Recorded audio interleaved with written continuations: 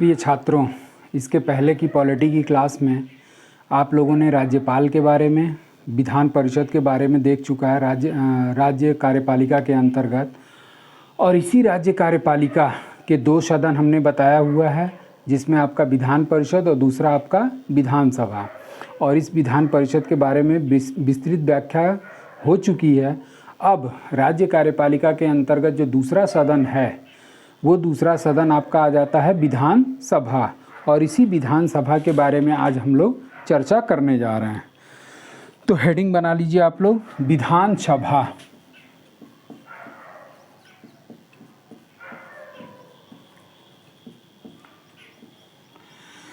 अब इस विधानसभा को तैयार करने का एक सबसे अच्छा उपाय मैं बता रहा हूँ कि अगर आपका विधानसभा तैयार रहेगा, अगर विधानसभा नहीं तैयार है तो आप लोकसभा तैयार किए होंगे।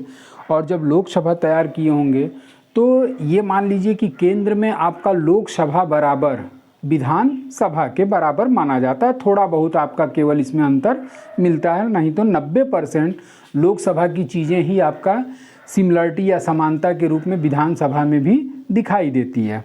जैसे कि लोकसभा के बारे में हम लोगों ने पढ़ा था कि लोकसभा क्या है, प्रथम सदन। तो राज्यों में आपका प्रथम सदन किसे माना जाएगा, तो राज्य में आपका प्रथम सदन हो जाएगा विधानसभा।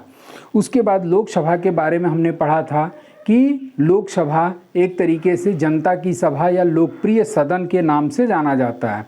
जनता की सभा या लोकप्रिय सदन के नाम से इसलिए जाना जाता है क्योंकि इसमें जो भी पदाधिकारी होते हैं, जो भी चुन करके जाते हैं, वो सभी जनता के द्वारा चुने हुए प्रतिनिधि माने जाते हैं। इस कारण से इसे जनता की सभा कहा जाता है। तो लोकसभा में आपने पढ़ा कि लोकसभा प्रथम सदन, लोकप्रिय सदन तथा जनता की सभा है। तो उसी तरीके से समानता इसमें भी आ जाएगी कि विधानसभा क्या है, तो विधानसभा आपका विधानसभा जो है वो प्रथम सदन के रूप में जाना जाता है, प्रथम सदन। उसके बाद से दूसरा इसमें जो पॉइंट निकल रहा है वो लोकप्रिय सदन के रूप में जाना जाता है, लोकप्रिय सदन। तीसरा इसमें जो पॉइंट निकल रहा है वो है आपका जनता की सभा। जनता की सभा इसलिए कहते हैं कि विधानसभा के जो सदस्य होते हैं वो जनता द्वारा प्रत्यक्ष रूप से चुने हुए प्रतिनिधि होते हैं। इस कारण से इसे जनता की सभा भी कहा जाता है। अब अगला पॉइंट जो निकलता है, लोकसभा के बारे में हम लोगों ने पढ़ा था कि लोकसभा एक अस्थायी सदन है जो कभी भी भंग की जा सकती है। तो लोकसभा का जो सामान्यतः कार्यकाल होता है वो 5 वर्ष का होता है और वो 5 वर्ष के भीतर प्रधानमंत्री के सलाह पर लोकसभा कभी भी भंग की जा सकती है। उसी तरीके से आपका ये विधानसभा भी है कि विधानसभा जो है एक अस्थायी सदन है जो कभी भी क्या की जा सकती है, भंग की जा सकती है। सामान्य रूप से विधानसभा का जो कार्यकाल होता है वो 5 वर्षों का होता है और 5 वर्ष के भीतर मुख्यमंत्री के सलाह पर राज्यपाल विधानसभा को भंग करने की घोषणा कर सकता है। तो अब अगला पॉइंट क्या निकल आ रहा है, अस्थायी सदन। अस्थायी सदन यानी कि विधानसभा क्या है, एक अस्थायी सदन है जो कभी भी क्या की जा सकती है, भंग की जा सकती है। इसी तरीके से इसके पहले जो इसका राज्य कार्यपालिका या स्टेट गवर्नमेंट का जो पहला सदन, जो इसके पहले वाला सदन हम लोग पढ़े हैं वो है आपका विधान परिषद। और विधान परिषद के बारे में ये कहा जाता है कि विधान परिषद एक स्थायी सदन है किंतु भंग नहीं किया जा सकता, परंतु इसे समाप्त किया जा सकता है। और इस चीज़ को हमने डिटेल विधान परिषद में बताया हुआ है कि किन किन राज्यों में विधान परिषद कार्यरत थी और बाद में उसे समाप्त कर दिया गया। तो विधान परिषद एक स्थायी सदन है जो भंग नहीं होती लेकिन समाप्त की जा सकती है, जबकि विधानसभा एक अस्थायी सदन है जो 5 वर्षों के भीतर कभी भी भंग की जा सकती है। अब आते हैं इसमें कि इनके सदस्यों का निर्वाचन कैसे होता है। तो सदस्यों का निर्वाचन, और इनके सदस्यों का जो निर्वाचन होता है वो प्रत्यक्ष रूप से होता है। सदस्यों का निर्वाचन प्रत्यक्ष रूप से। प्रत्यक्ष रूप का मतलब क्या हो गया कि ऐसा मतदान जिसमें जनता डायरेक्ट रूप से भाग लेती है उसे प्रत्यक्ष मतदान के रूप में जाना जाता है। तो इस तरीके से इनके सदस्यों का निर्वाचन भी हो गया। अब आते हैं इनकी संरचना, विधान परिषद की, विधानसभा की संरचना। तो ये जो विधान परिषद की संरचना है, इस विधान परिषद की संरचना किस अनुच्छेद में दी गई है? तो अनुच्छेद 170। और इसके पहले वाला हम लोग अनुच्छेद पढ़े थे कि विधान परिषद की जो संरचना है वो 169 में, जबकि विधानसभा की संरचना अनुच्छेद 170 में दी गई है। और इसमें ये कहा गया है कि प्रत्येक राज्य की एक विधानसभा होगी। तो अनुच्छेद 170 में क्या पॉइंट नोट किया जा सकता है कि प्रत्येक राज्य की एक विधानसभा होगी। प्रत्येक राज्य की एक विधानसभा होगी।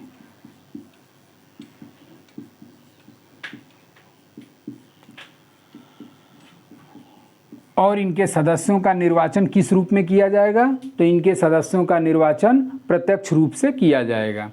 अब ये जो विधानसभा है, इस विधानसभा में अधिकतम संख्या कितनी निर्धारित है? अधिकतम संख्या, तो विधानसभा के सदस्यों की अधिकतम संख्या जो निर्धारित है वो है आपका 500। मतलब किसी भी राज्य की विधान सभा सदस्यों की संख्या 500 से अधिक नहीं होगी। अब यहाँ पर न्यूनतम संख्या कितनी निर्धारित है? जाहिर सी बात है कि जब अधिकतम संख्या निर्धारित की गई होगी तो न्यूनतम संख्या भी हर विधानसभा के लिए निर्धारित की गई होगी। तो अब अगला हेडिंग क्या बन जाएगा? न्यूनतम संख्या। न्यूनतम संख्या, तो विधानसभा में सदस्यों की जो न्यूनतम संख्या निर्धारित की गई है वो 60 से कम नहीं होगी। 60 से कम नहीं। अब यहाँ पर लिखने को तो संविधान में ये लिख दिया गया कि विधानसभा सदस्यों की न्यूनतम संख्या 60 से कम नहीं होगी, परंतु इस पॉइंट के कुछ अपवाद भी हैं। इसके क्या हैं? अपवाद। और अपवाद में कौन कौन ऐसे राज्य हैं जिनकी विधानसभा सदस्य संख्या 60 से भी कम है? तो इसमें आ जाएगा आपका सिक्किम। पहला नोट कर लीजिए आप लोग, सिक्किम।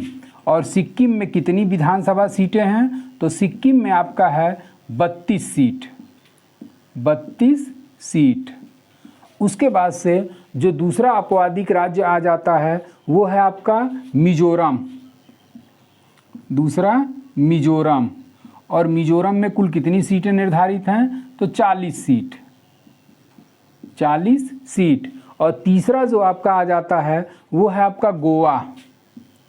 और गोवा में भी विधानसभा सीटें कितनी निर्धारित हैं? 40 सीट। उसके बाद से चौथा जो स्टेट आता है वो है आपका पुडुचेरी। पुडुचेरी। और पुडुचेरी में कितनी विधानसभा सीटें निर्धारित हैं? तो यहाँ पे आपका 30। यहाँ पर 30 सीट निर्धारित है। तो इस तरीके से भारत के ये 4 राज्य ऐसे हैं जहाँ पर विधानसभा सीटों की न्यूनतम संख्या जो निर्धारित की गई है 60, उससे भी कम है। और ये अपवादिक राज्य में शामिल हैं जहाँ पर सिक्किम में 32 सीट, मिजोरम में 40 सीट, गोवा में 40 सीट और पुडुचेरी में आपका 30 सीट निर्धारित है। अब एक क्वेश्चन उठता है कि भारत की सर्वाधिक या सबसे बड़ी विधानसभा किस राज्य की है?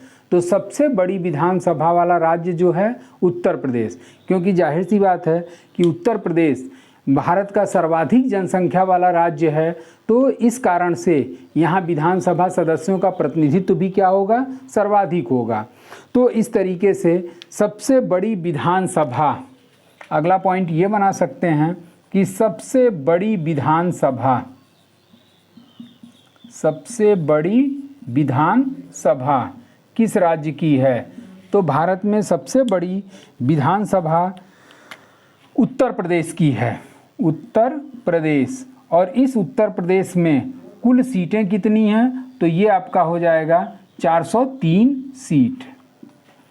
अब यहाँ पर उत्तर प्रदेश, जैसा कि हमने बताया कि उत्तर प्रदेश सर्वाधिक जनसंख्या के अनुपात का प्रतिनिधित्व करता है, इस कारण से यहाँ पर विधानसभा सीटों की संख्या सर्वाधिक दी गई है। इसके अलावा लोकसभा में भी उत्तर प्रदेश सर्वाधिक प्रतिनिधित्व करता है और लोकसभा में उत्तर प्रदेश की कुल सीटें 80 निर्धारित हैं, जबकि राज्यसभा में भी सबसे ज़्यादा उत्तर प्रदेश की सीटें निर्धारित हैं और उनकी कुल संख्या 31 है। तो इस तरीके से आपका सबसे बड़ी विधानसभा वाला राज्य कौन हो गया? उत्तर प्रदेश हो गया। कुल सीटों की संख्या 403। अब अगर कभी कभी किसी परीक्षाओं में, जैसे लोअर पीसीएस हो गया, पीसीएस हो गया, या फिर और भी थोड़ा सा ग्रेजुएट लेवल की जो परीक्षाएं होती हैं, उसमें कभी कभी क्वेश्चन इस तरीके से पूछ देता है कि सर्वाधिक विधानसभा वाले सीटों का सही क्रम निर्धारित करें। तो सही क्रम निर्धारित करने का मतलब सबसे ज़्यादा कौन है, उसके बाद कौन है, उसके बाद कौन है। तो इसका आप लोग चाहें तो हेडिंग बना सकते हैं कि सर्वाधिक सीटों वाला, सर्वाधिक विधानसभा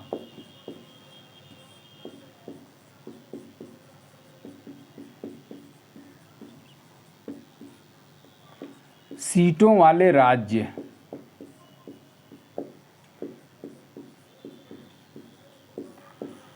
तो इसका एक ट्रिक हो जाएगा, और ट्रिक क्या होगा? तो ट्रिक ये होगा उपमा बिहारी तमिल का। ट्रिक क्या हो गया? उपमा बिहारी तमिल का।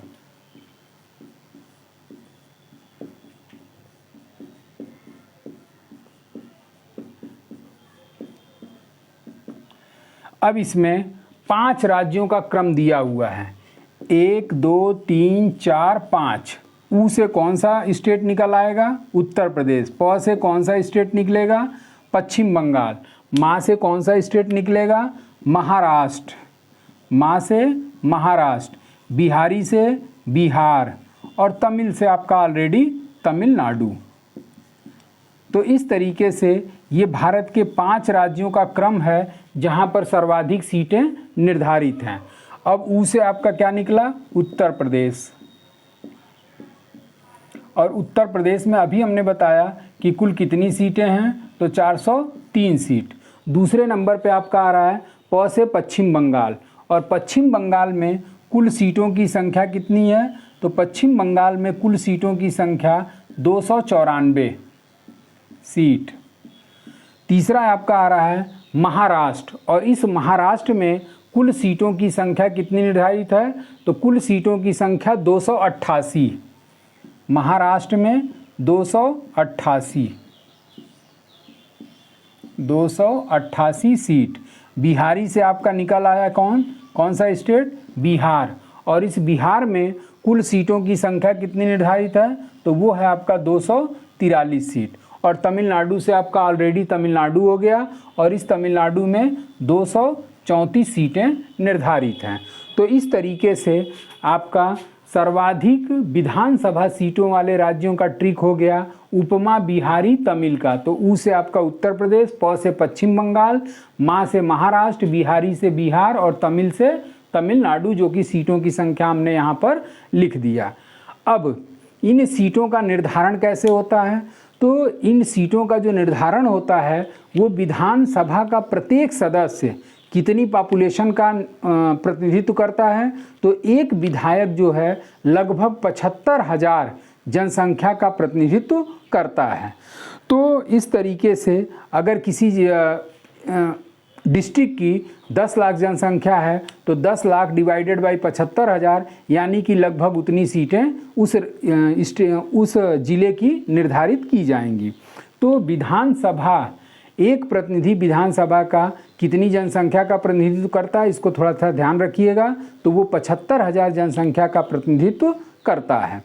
अब आ जाते हैं इनका कार्यकाल। विधानसभा सदस्यों का कार्यकाल कितना निर्धारित है? तो विधानसभा सदस्यों का जो कार्यकाल निर्धारित है वो है आपका 5 वर्ष। कार्यकाल इनका कितना निर्धारित है? 5 वर्ष। मतलब जितना विधानसभा का कार्यकाल होता है उतना ही आपका विधानसभा सदस्यों का कार्यकाल भी निर्धारित होता है। और ये कार्यकाल कब से प्रारंभ होता है? तो विधानसभा की प्रथम बैठक से, और प्रथम बैठक से विधानसभा 5 वर्षों तक अपना कार्य करती रहेगी। अगर राज्यपाल को लगता है कि उस राज्य में संवैधानिक तंत्र विफल हो गया है तो मुख्यमंत्री के सलाह पर राज्यपाल विधानसभा को भंग करने का शक्ति रखता है और वो राष्ट्रपति को अपना प्रतिवेदन देगा और उसी प्रतिवेदन के आधार पर राष्ट्रपति अनुच्छेद 356 के अंतर्गत राष्ट्रपति शासन की घोषणा करेगा। तो इस तरीके से ये विधानसभा वाला भी आपका टॉपिक कंप्लीट हुआ। तो राज्य कार्यपालिका में एक तरीके से दोनों सदनों के बारे में हो गया, विधानसभा और विधान परिषद, और दूसरा आपका हो गया विधानसभा। और उसके साथ साथ जो राज्य का मुखिया होता है, राज्य कार्यपालिका या स्टेट एग्जीक्यूटिव का मुखिया होता है, वो राज्यपाल होता है। ये भी हमने आपका इस टॉपिक में क्लियर कर दिया है। तो राज्य कार्यपालिका के संबंध में इतने ही क्वेश्चन आपकी परीक्षाओं में बनते हैं। इसके बाद से एक राज्य कार्यपालिका में आ जाता है महाधिवक्ता, और उस महाधिवक्ता को इंग्लिश में कहते हैं एडवोकेट जनरल। और इस एडवोकेट जनरल की जो व्याख्या की गई है वो संविधान के अनुच्छेद 165 में की गई है। और ये जो महाधिवक्ता है, इस महाधिवक्ता का कंपैरिजन आप उठा करके किससे कर सकते हैं, तो महान्यायवादी से कर सकते हैं। क्योंकि महान्यायवादी जो होता है वो भारत सरकार का सबसे बड़ा कानूनी अधिकारी होता है। तो जाहिर सी बात है कि जब भारत सरकार का सबसे बड़ा कानूनी अधिकारी महान्यायवादी है तो स्टेट गवर्नमेंट भी अपने लीगल ऑफिसर की नियुक्ति करेगा, कानूनी अधिकारी की नियुक्ति करेगा। और उस कानूनी अधिकारी में राज्य सरकार का सबसे बड़ा कानूनी अधिकारी महाधिवक्ता होता है, जिसका वर्णन संविधान के अनुच्छेद 165 में किया गया है। अब इसकी नियुक्ति कौन करता है, तो इसकी नियुक्ति राज्यपाल के द्वारा की जाती है। और ये जो महाधिवक्ता होता है इसकी योग्यता क्या है, तो योग्यता में ये है कि उच्च न्यायालय का न्यायाधीश नियुक्त होने की योग्यता रखने वाला कोई भी व्यक्ति को राज्यपाल महाधिवक्ता के रूप में नियुक्त कर सकता है। और ये राज्यपाल के प्रसाद पर्यंत अपना पद धारण करता है। राज्यपाल के प्रसाद पर्यंत पद धारण करने का मतलब कि जब तक राज्यपाल चाहे तब तक ये अपने पद पर बना रहेगा, जब चाहे तब राज्यपाल इसको अपने पद से हटा सकता है। जैसा कि हम लोग महान्यायवादी के बारे में पढ़े हैं कि महान्यायवादी की नियुक्ति राष्ट्रपति करता है और राष्ट्रपति के प्रसाद पर्यंत ही महान्यायवादी अपना पद धारण करेगा। तो इस तरीके से स्टेट गवर्नमेंट से संबंधित जितने भी आपकी परीक्षाओं में क्वेश्चन आते हैं वो सारे क्वेश्चन हो चुके, सारे टॉपिक पर डिस्कशन हो चुका। अब अगले पॉलिटी के क्लास में मैं आपको अनुसूची से संबंधित क्वेश्चन या उसके बारे में व्याख्या आपके सामने प्रस्तुत करूंगा। और आज के लिए बस इतना ही। Thank you so much.